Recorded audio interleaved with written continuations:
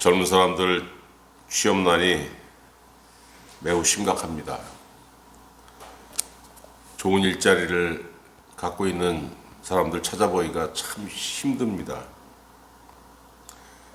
너도 나도 힘드니까 불평과 원망이 여기저기서 막 나오고 있어요. 근데 또 그런 와중에 작년까지 어떤 소식들이 나왔냐면은 젊은 공무원들, 공직에 들어가면 좋을 줄 알았는데 공무원이 돼 보니까 월급도 적고 일은 힘들고 보람도 없고 그래서 견디지 못하고 많은 젊은 사람들이 사표를 내고 있다. 그런 보도가 나왔습니다. 그랬더니 반응이 어떻냐면은 배부른 소리 하고 있다고, 지금 그런 거 따질 때냐고 욕하는 댓글들이 참으로 많았습니다. 저는 이제 그걸 보면서 제가 무슨 생각을 했냐면은 불만이 많은 친구들도 공무원이 되기 전에는 공무원이 되면은 공무원 고시에 붙고 나면은 세상을 다 가진 것처럼 행복하겠지, 그렇게 생각했을 거예요. 그런데 막상 되어 보니까 힘들죠. 어렵죠. 스트레스 받죠. 보람을 느끼지 못하니까 사표를 내고, 또 그 사람들을 욕하는 사람들이 있고 그 만약에 그 사람들 욕하는 사람들은 자기들이 공무원이 됐을 때 어떤 불만도 갖지 않고 공직을 수행할 수 있을까, 그런 생각을 해봤습니다. 아마 결코 그렇지 못할 거예요. 사람은 가장 중요한 게 뭐냐면은 물질의 욕구가 어느 정도 해결돼야 됩니다. 아무리 보람 있는 일이라고 해도 바꾸면서 그거 할 수는 없는 거예요. 세상 일을 하면서 그걸로 인해서 내가 어느 정도 먹고 살 수 있는 그런 기반이 마련돼야 되는 겁니다. 근데 그게 다냐? 그건 아닙니다. 사람은 물질의 욕구를 어느 정도 해결해야 되지만 그건 기본으로 깔고 가는 거고, 그 위에 또 뭐가 있어야 되냐면은 의로움에 대한 욕구, 또 은혜 받고 싶은 그런 욕망, 또 남의 자비를 받고 싶고 내가 남에게 자비를 베풀고 싶고, 그런 어떤 영적인 욕구, 어떤 심적인 욕구들이 이것도 충족돼야 되는 겁니다. 왜 여러분 사회생활이 힘듭니까? 이런 심적인 욕구, 영적인 욕구, 이런 것들이 충족이 돼야 되는데, 내가 어떤 사회생활을 했을 때, 내가 어떤 직장생활을 했을 때, 내가 어떤 2차 관계, 사업으로 인해서 대인관계를 할 때 사람들은 나에게 요구하는 게 뭐예요? 그런 영적인 것, 심적인 걸 요구하는 게 아니고, 너는 오직 나의 이익 창출의 도구로만 살아라, 이렇게 요구하지 않습니까? 회사원이 회사에서 무슨 뭐 요구하는 게, 회사원한테 요구하는 게 어떤 영적인 거, 뭐 마음적인 거 이런 거 요구합니까? 아니잖아요. 너 일해. 네가 일함으로 인해서 우리 회사가 이익이 좀 생겨야 돼. 이것만 강요하는 겁니다. 그래서 사람들이 스트레스 받는 거예요. 그러니까 사람들이 휴일 되면은 산에 가는 사람도 있고 또 놀러 가는 사람도 있지만은 어떤 자선단체 가서 봉사하는 사람들도 있습니다. 고안에 가가지고 음식, 식사 만들고 대접하고. 왜 그렇습니까? 나는 물질의 도구로 끝나는 게 아니야. 나도 남에게 필요한 그런 가치 있는 존재야. 그거를 스스로 증명하고 싶은 거예요. 그러지 않으면 견딜 수가 없는 겁니다. 이 각박한 세상에서. 여름 휴가 얼마나 귀합니까? 직장 생활하는 사람들한테. 그런데 그 여름 휴가를 반납하고 아주 가난한 나라들, 의료 혜택을 제대로 받지 못하는 그런 나라들로 그 의료봉사를 가는 의사들, 약사들, 간호사들이 있습니다. 얼마나 힘들어요. 그 동남아라든가 아프리카 같은 데 가면은 그 여름에 가면 얼마나 힘듭니까? 막 그냥 그 영상 봐도 가만히 서 있기만 해도 땀이 비질비질 납니다. 그런데 거기서 그 진료해야지, 수술해야지, 얼마나 힘들겠습니까? 몸은 고된데 그 사람들이 뭐라 그러냐면은 내가 1년을 버틸 수 있는 영혼의 에너지를 거기서 얻는다고 해요. 왜 그렇습니까? 이 가난한 사람들을 위해서 봉사하면서 내 존재감을 확인하는 거예요. 사람은 보이는 거 먹고 사는 문제 이게 다가 아니고 보이지 않는 이런 가치들을 얻을 수 있어야 되고 행할 수 있어야 되고 그런 것들이 내 안에 있어야 되는 겁니다. 근데 가면 갈수록 이런 보이지 않는 가치들이 다 무시되고 가면 갈수록 돈이 전부인 세상으로 변해가고 있습니다. 왜 그러겠습니까, 여러분? 하나님께서 선지자들과 사도들을 통해서 말씀하신 그 예언대로 돼가고 있는 거예요. 디모데후서 3장 1절 성령께서 사도 바울을 통해서 뭐라고 말씀하셨습니까? 너는 이것을 알라?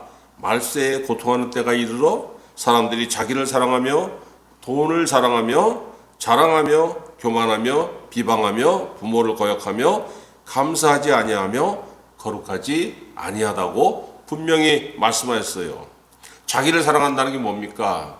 남을 무시한다는 거예요. 자기가 높은 사람이 다른 사람을 사랑할 수가 없는 겁니다. 돈을 사랑한다는 게 뭐예요? 각박해진다는 겁니다. 돈밖에 모르는 사람이 된다는 거예요. 자랑하며 교만하며 비방하며 부모를 거역하며 감사하지 아니하며 거룩하지 아니하며 다 이게 대인관계에 문제가 있다는 거 아니에요, 이게. 그런 세상이 되고 있지 않습니까? 이미 됐어요. 이게 뭐예요, 여러분? 하나님 보시기에 악한 풍조가 세상의 흐름을 주도하고 있는 겁니다. 왜 그렇습니까? 여러분, 예수님이 오시기 전에 이 세상의 왕이 누구였냐면은 세상의 왕이 하나님이어야 되는데 사람들이 하나님을 자기 왕으로 삼는 게 아니고 마귀를 자기 왕으로 삼았어요. 마귀가 이 세상에 어떤 풍조를 심어놨냐면은 돈이 최고라는 풍조를 심어놨어요. 먹고 사는 문제 최고야.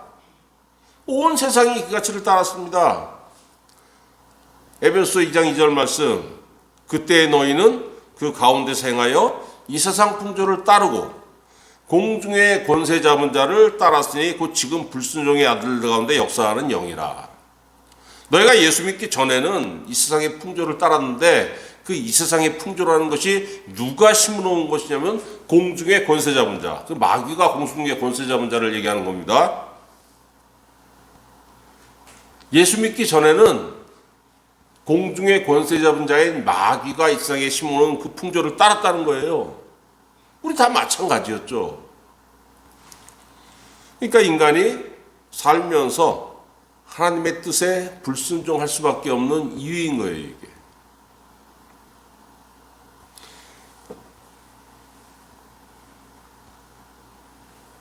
마귀가 심어놓은 풍조가 뭡니까? 돈이 최고야.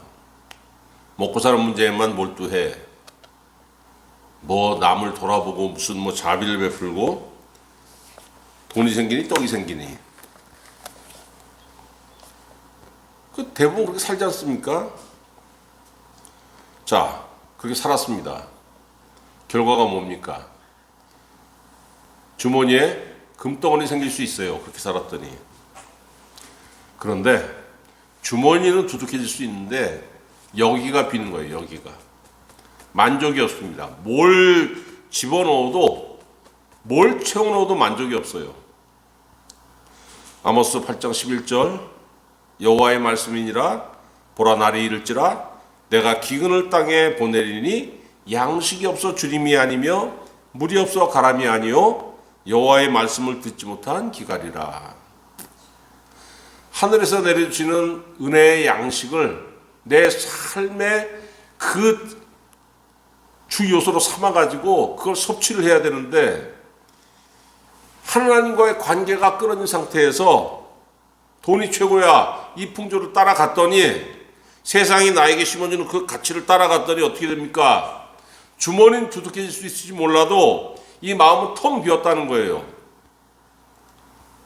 내 영혼에 기근이 들었는데 돈이 없었고 물질이 없고 먹을 게 없어서 그 기근이 든 게 아니고 하나님의 말씀을 듣지 못했더니 영혼에 기근이 들었다는 겁니다.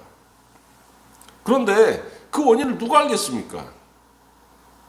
왜 내가 이렇게 강팍해지는지, 왜 내가 이렇게 배가 고픈지, 왜 내가 이렇게 허덕이는지, 하나님의 말씀을 듣지 못한 그 기근이라는 것을 알지 못하니까 아유, 내 주머니에 이걸로 부족한가 보다, 더 채워야 되나 보다, 그 다툼이 끊이지 않는 거고, 돈을 사랑하며 자기를 사랑하며 부모를 거역하며 감사하지 아니하며 거룩하지 아니하며 그대로 되어가고 있는 거잖아요. 그런데 그런 세상에서 예수님이 오셨어요. 뭘로 오셨습니까? 이 아수라장 같은 세상, 이 흑암이 덮인 세상에 빛으로 오셨습니다. 요한복음 1장 9절, 참빛고 세상에 와서 각 사람에게 비추는 빛이 있었나니. 누가? 예수께서 오시니까. 하나님의 아들이신 예수님이 오셨더니 빛이 이 흑암의 세상에 오시면서 각박한 인간들의 마음속에 뭐가 생겼습니까? 소망이 생긴 거예요. 소망.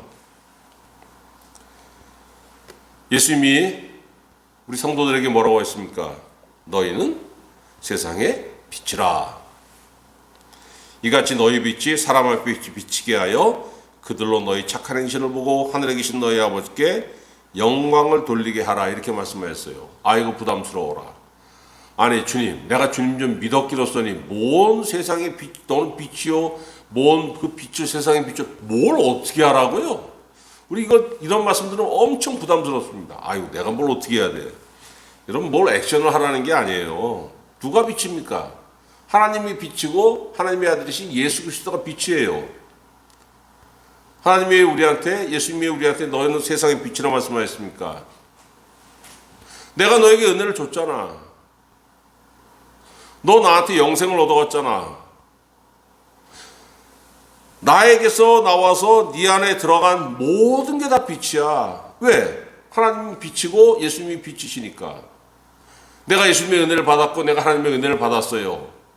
하나님으로부터 와서 나에게 안에 들어온 것, 예수님으로부터 와서 내 안에 들어온 것 다 빛입니다. 예수님의 것이 내 안에 있고 하나님의 것이 내 안에 있고 뭐가 있습니까? 영생이 있잖아요. 영생이. 구원이 있고 구원, 영생, 은혜의 본질 아닙니까? 그게 빛이라는 거예요. 그게 지금 너 안에 있으니까 너 빛이라는 겁니다.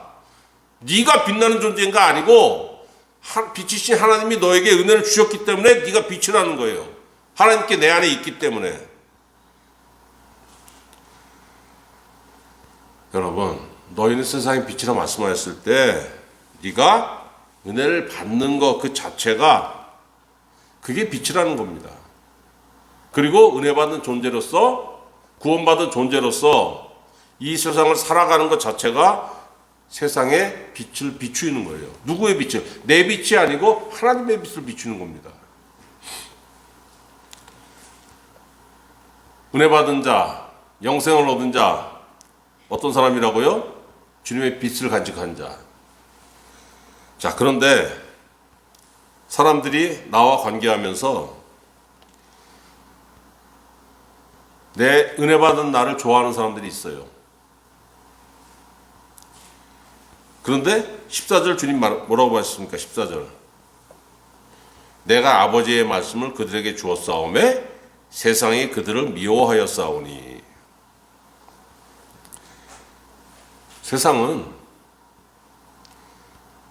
하나님의 빛, 예수님의 빛, 구원의 빛, 영생의 빛을 가진 사람을 미워합니다.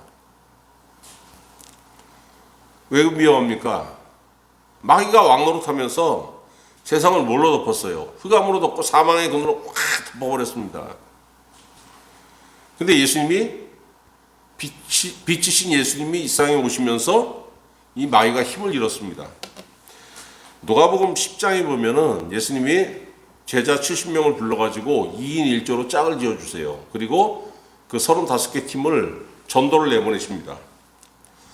누가복음 10장 17절에 그 70인이 기뻐하면서 돌아와가지고 주님한테 뭐라고 말씀 안 하냐면은 주여 주의 이름으로 귀신들이 항복하더이다. 우리가 전도 나가서 귀신 들린 자에게 내가 예수의 이름으로 명하느니 귀신아 떠나가라 명했더니 떠나가더라는 거예요. 그러니까 예수님이 누가복음 10장 18절에서 뭐라고 말씀하시냐면은 사탄이 하늘로부터 번개같이 떨어지는 것을 내가 보았노라.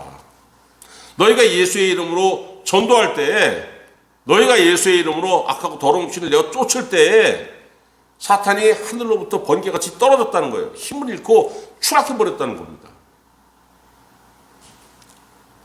그러니까 마귀는 주님의 빛을 간직한 성도들을, 그 빛을 세상에 비추는 자를 미워할 수밖에 없는 거죠. 아니 저것들이 있음으로 인해 가지고 자꾸 본인이 힘을 잃지 않습니까? 그래서 그거 못하게 하려고 마귀가 예수님을 십자가에 못 박아 버렸어요. 유대인들을 막 충동질을 해가지고.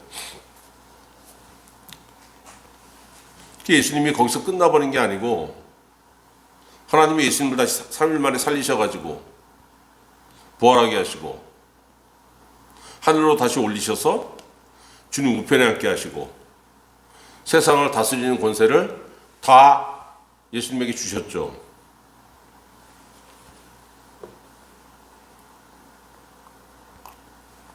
그리고 하나님 우편에, 하늘 처소에서 하나님 우편에 앉아서 계신 예수님께서 지금도 우리를 위해서 간구하고 지금도 우리에게 은혜를 내려주시는 거예요.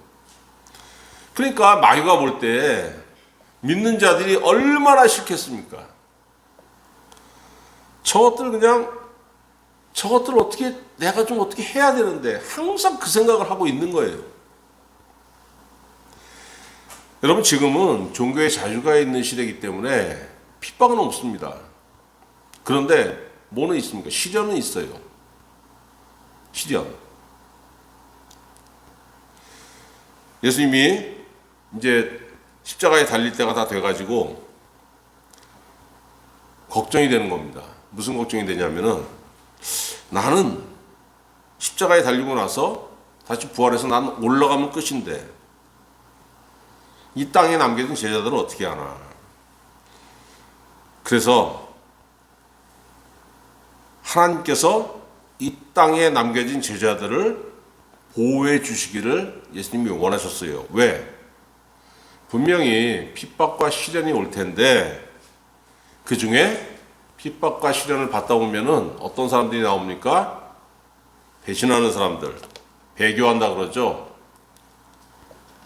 그 배교자들이 나올 수 있기 때문에 15절에 주님이 뭐라고 하십니까? 15절 읽어봅시다. 내가 비옵는 것은 그들을 세상에서 데려가시기를 위함이 아니요 다만 악에 빠지지 않게 보존하시기를 위함이니이다. 하나님이 내 제자들을, 복음을 전할 제자들을 보호해 주시길 원하는데 왜? 악에 빠지지 않도록, 배교하지 않도록. 그래서 예수님이 하나님한테 직접 기도하고 간구한 것이고 또 평소에 틈틈이 제자들에게 뭘 가르치셨습니까? 악에 빠지지 않도록 스스로 기도하라고 가르치셨어요. 마태복음 6장 13절 우리가 주기도문으로 알고 있는 그 유명한 말씀 있지 않습니까? 우리를 심에 들게 하지 마옵시고 다만 악에서 구하시옵소서. 이 말씀이 우리의 기도의 한 부분이 되어야 된다는 거예요. 그럼 왜 하나님께서 세상의 성도들을 지키셔야 되는 겁니까? 왜 지키셔야 되고 왜 또 지키십니까? 여러분 성도는 세상에 거해요. 물론 우리 다 세상에 거합니다. 그런데 우리 세상에 속하지 않았습니다. 왜? 하나님께 속해 있기 때문입니다. 그러니까 세상에 살 수밖에 없지만은 우리는 하나님께 속해 있기 때문에 뭘 따르지 않습니까? 세상의 풍조와 세상의 시류에 따르지 않는 거예요. 세상 풍조는 누가 심어놓은 겁니까? 마귀가 심어놓은 거잖아요. 에베소 2장 2절 분명히 말씀하시지 않습니까?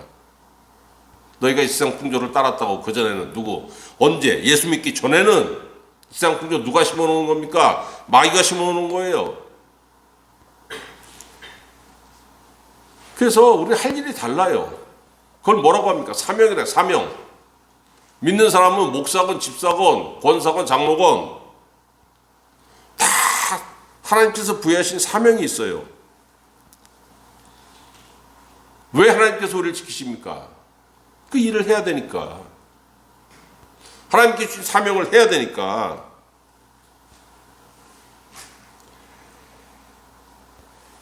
하나님 어떻게 우리를 지키십니까?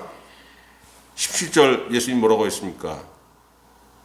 그들을 진리로 거룩하게 하옵소서. 아버지의 말씀은 진리니이다.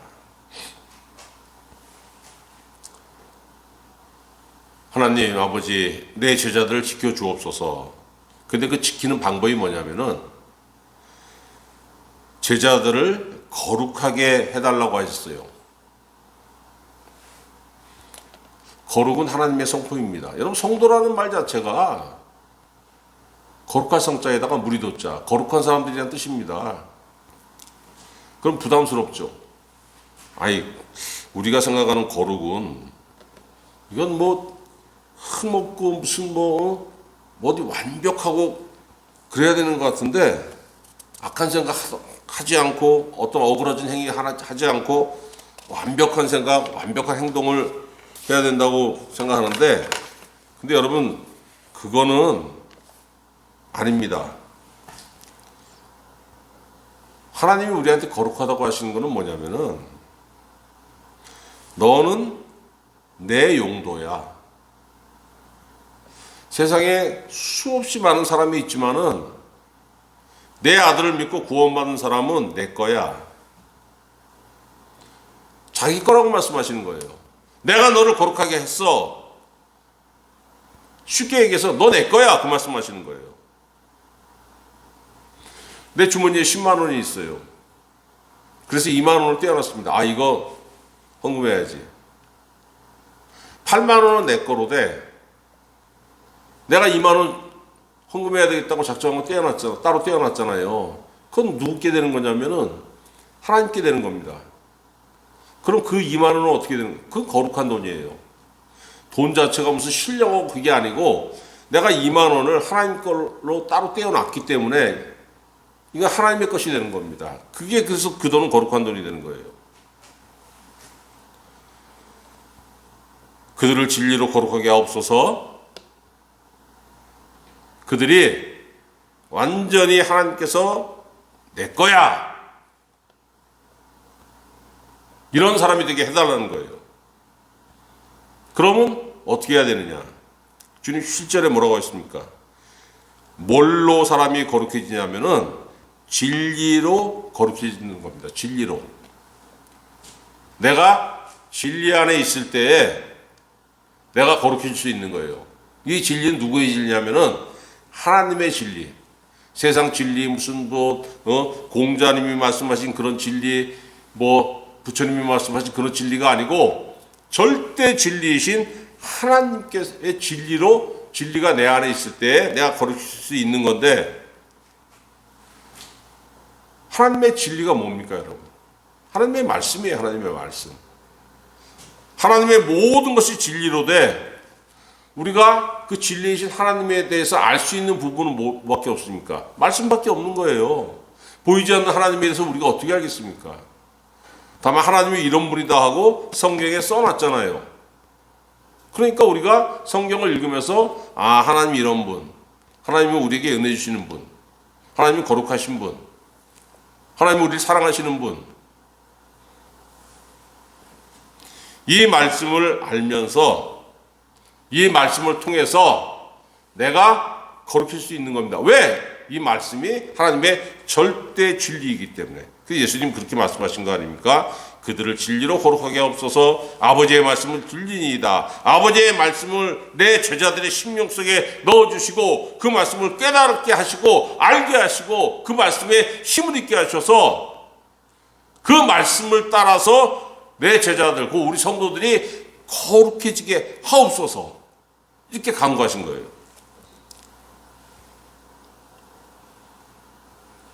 여러분, 하나님의 말씀을 따라 거룩해진다는 게 뭘까요? 말씀을 따라 거룩해진다는 것은 하나님의 말씀이 내 안에 들어오는 겁니다. 하나님의 말씀은 하나님의 생각, 하나님의 뜻입니다. 그러면은 하나님의 말씀이 내 안에 들어왔어요. 내 삶, 내 생각, 내 행동, 모든 것을 하나님의 말씀으로 기준을 세우는 거예요. 누구나 다 말하고 행동하고 살아가면서 자기 기준점이 있습니다. 이렇게 살아야지, 뭐 해야지, 어떤 목표를 잡아야지. 종교가 없는 사람은 세상이 주는 가치에 따라서 그 목표를 잡는 것이고, 종교가 있는 사람은 그 종교에 주는 가치대로 그 자기 삶의 기준점을 잡는 거예요. 목표를 잡고. 우리 예수 믿는 사람들은 하나님의 말씀, 예수님의 말씀을 그 따라서 거룩해졌기 때문에 그 말씀을 자기 삶의 기준으로 세우는 거예요. 그런데 이게 없으면 뭘 삶의 기준으로 세웁니까? 내 사상과 내 지식이 내 삶의 기준이 됩니다. 자, 근데 그러면은 다른 부분에서 성공할 수 있을지 몰라도 내가 주님의 자녀, 주님의 제자, 내가 성도, 이런 성도의 삶, 하나님의 자녀의 삶, 예수님의 제자로서의 삶에 실패합니다. 왜 그렇습니까? 예레미야 17장 9절, 만물보다 거짓되고 심히 부패한 것은 마음이라. 누가 능히 이를 알리오? 너 마음 심히 썩어 있고 부패한데 사람들은 그게 뭐 대단한 것 마냥 그걸 모른다는 거예요. 그렇기 때문에 그 마음이 부패한다는 게 뭡니까? 시시각각 변하는 겁니다. 이게 그냥 부패하면 어떻습니까? 어제 냄새가 약간 새콤새콤 나더니 오늘 무슨 이게 냄새가 그냥 확 썩은 냄새가 나고, 다음 날은 도저히 맞지 못할 정도로 확 그냥 쏘이는 냄새가 나고, 그게 썩는 거 아닙니까? 부패하는 거. 인간 마음 똑같다는 겁니다. 시시각각 변해가는 거예요. 그런데 하나님의 말씀이 내 삶의 기준이 되지 못하니까 나는 이 변하고 부패해가는 내 마음에 끊임없이 변명을 해주는 겁니다. 나는 그래요. 그래서 면죄부를 줘요. 아이, 세상이 그렇지 뭐 다 그렇지 뭐 어쩌고 저쩌고 하면서 성찰을 못하는 겁니다. 왜? 성찰할 수 있는 기준이 없잖아요. 하나님의 말씀이 내 안에 들어와 있으면은 부패하고 썩어가는 게 보여요. 기준점이 명확하니까. 그러고 생각하고 회개하게 되는 겁니다. 아, 안 되는데 돌아가야 되는데 하나님 힘 주시옵소서. 기도하다 보면 하나님께서 붙잡아 주시고 또 돌아가고, 썩었다가 돌아가고, 썩었다가 돌아가고. 그런데 그게 없으니까 어떻게 돼요? 부패한 내 마음, 썩어가는 내 마음에 자꾸 변명을 하고 면죄부를 주는 겁니다. 여러분, 하나님의 말씀을 내 삶의 기준으로 삼는 사람은 하나님의 뜻대로 살게 되는 겁니다. 왜? 하나님의 말씀이 나에게 힘과 능력이 되기 때문에 그런 거예요. 말씀이 어떻습니까? 말씀은 낭망한 성도를 세웁니다. 시편 119편 25절, 내 영혼이 진토에 붙었사오니 주의 말씀대로 나를 소송케 하옵소서.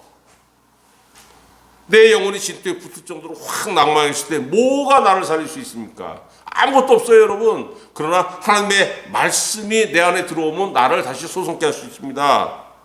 시편 119편 50절, 이 말씀은 나의 고난 중의 위로라. 주의 말씀이 나를 살리셨기 때문이니이다. 정말로 낭망했을 때 무엇이 위로가 됩니까? 아무것도 위로가 안 돼요. 사랑하는 사람이 옆에 있어도 아무 위로가 안 될 때가 있습니다. 그런데 유일하게 하나님의 말씀이 내 고난 중에 위로가 된다는 겁니다. 어디로 어떻게 나가야 될지 몰라서 방황할 때가 얼마나 많습니까? 그런데 말씀은 내 길을 비춰주신다는 거예요. 시편 119편 105절, 주의 말씀은 내 발의 등이요 내 길의 빛이니이다. 인간이 얼마나 미련합니까? 하나님의 뜻이 어떤지 어떻게 알 수 있어요? 그런데 말씀이 내 안에 들어와 있더니 이 말씀이 하나님의 뜻을 깨닫는 지혜가 된다는 겁니다. 시편 119편 130절, 주의 말씀을 열면 빛이 비치어 우둔한 사람들을 깨닫게 하나이다. 아멘.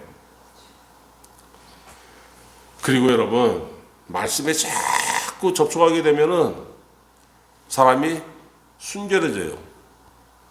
시편 12편 6절, 여호와의 말씀은 순결하며 흑도가니에 7번 달려라 같도다. 사람은 자신이 자주 접하는 사상과 말에 영향을 받습니다. 내가 누구의 사상을 좋아하게 되면 그 사상을 듣게 되고 그 책도 읽게 되고 그다음에 어떻게 돼요? 마음이 기우는 거예요, 그쪽으로. 그래서 마르크스 레닌주의 사상에 좋아하게 되면 어떻게 됩니까? 요즘 말로 빨갱이가 되는 거 아닙니까? 공산주의자가 되고. 하나님의 말씀, 순결한 말씀에 자꾸 접촉하게 되면 어떻게 되는 겁니까? 순결해지는 거예요, 마음이. 순결해지는 거. 이거 세상도 알지 않습니까? 이거는. 중학교가 고등학교 때 배우는 고사성어 있잖아요. 근주자적, 근묵자흑.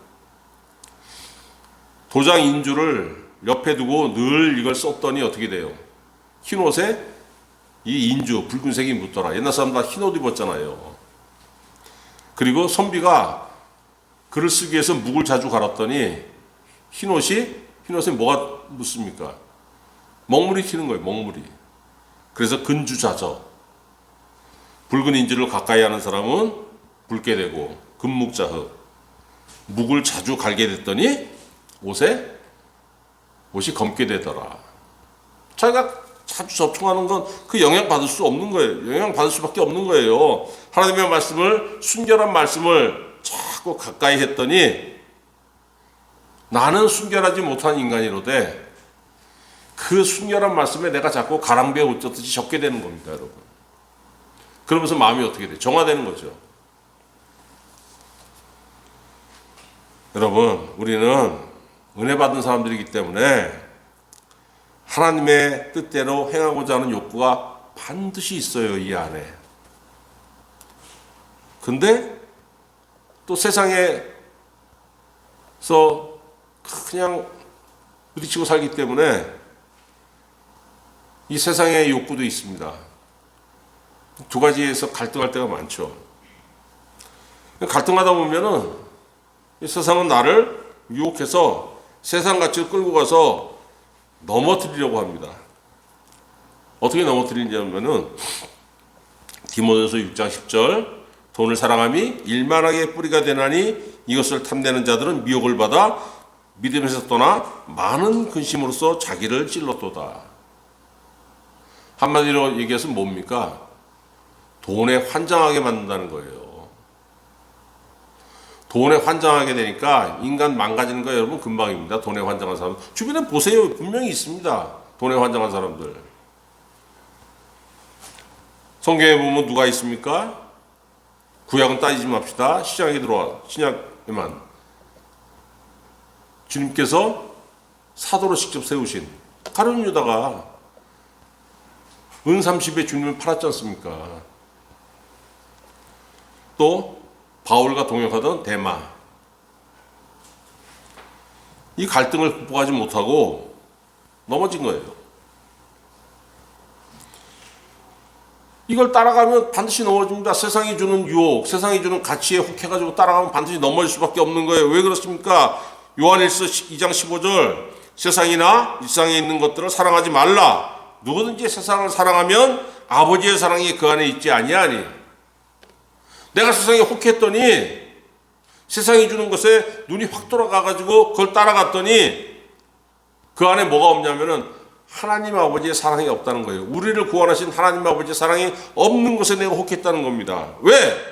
이는 세상에 있는 모든 것이 육신의 정욕과 안목의 정욕과 이생의 자랑이니 다 아버지께로부터 온 것이 아니요 세상으로부터 온 것이라.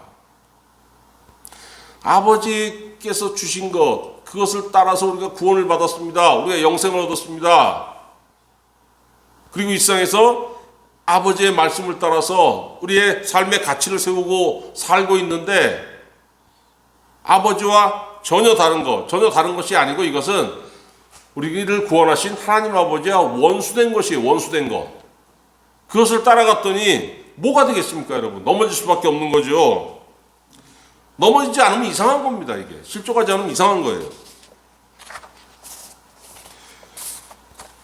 여러분, 그거를 전혀 따라갈 필요가 없는 게 하나님 우리를 구원해 놓고서 됐어, 구원했으니까 이제 알아서 살아, 이게 아닙니다.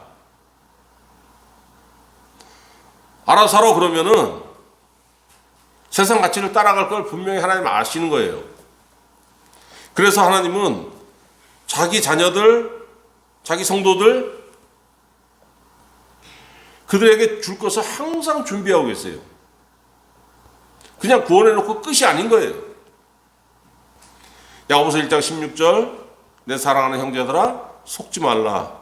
온갖 좋은 은사와 온전한 선물이 다 위로부터 빛들의 아버지께로부터 내려오나니. 너에게 필요한 모든 것들, 영적인 것, 물질적인 것 다 어디서 내려오냐면 빛들의 아버지께로부터 내려온다는 겁니다. 그러니까 세상에 있는 거, 어두운 것을 자꾸 구하려고 힘쓸 필요가 없다는 거예요. 그는 편안도 없으시고 회전하는 그림자도 없으시니라. 회전하는 그림자가 없다는 게 제일 중요하죠. 왜? 회전하는 그림자가 오면 변덕입니다. 변덕. 사람이 가만히 서 있으면 그림자가 그 지구가 자전하니까 태양이 빙빙 돌잖아요. 동동 것처럼 보이잖아요. 그러니까 이 그림자의 길이가 변하는 겁니다. 하나님은 줬다 뺏었다, 줬다 뺏었다. 너는 잘하니까 이만큼 주고, 너는 미우니까 이만큼 주고, 이렇게 변덕하지 않으신다는 겁니다. 갑질이 없다는 갑질. 주님이 우리에게 주시는 거 변덕도 없고 갑질도 없으니까 믿고 의지할 수 있는 겁니다. 하나님과 원수된 자들에게 나아가지고 그거 뭐 쌍에서 금조가리 얻으려고 그 빌빌거릴 필요가 없다는 거예요. 그럼 누가 이 은혜를 받을 수 있습니까?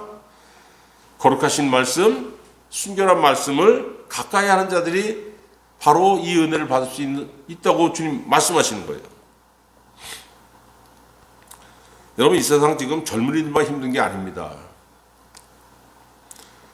직장에서 정년을 마치고 은퇴한 사람들, 노후가 마련되지 않았어요. 이제 노후가 마련되지 않은 상태에서 그냥 나오는 거예요. 내팽개치는 겁니다. 이제 날이 풀리고 있죠. 좀 지나면 이제 소유산 보세요. 평일이건 일요일이건 노인들로 바글바글합니다. 갈 데가 없으니까. 올해는 더 힘들다고 합니다. 그럴 수밖에 없죠. 어떨 때는 이 힘든 게 내 영혼을 막 옥죄일 수 있는 거예요. 그럼 여러분, 여기에 뭐가 생깁니까? 갈등이 생겨요. 유혹이 생깁니다. 그러나 그럴지라도 우리는 더욱 하나님의 말씀을 의지하고 온갖 좋은 은사와 온전한 선물을 약속하신 빛들의 아버지를 바라보면서 아버지 하나님의 말씀을 내 심령 속에 심어서 그 말씀으로 더욱더 순결해지고 그 말씀으로 충만한 삶을 사시기를 우리 주 예수 그리스도의 이름으로 축원합니다.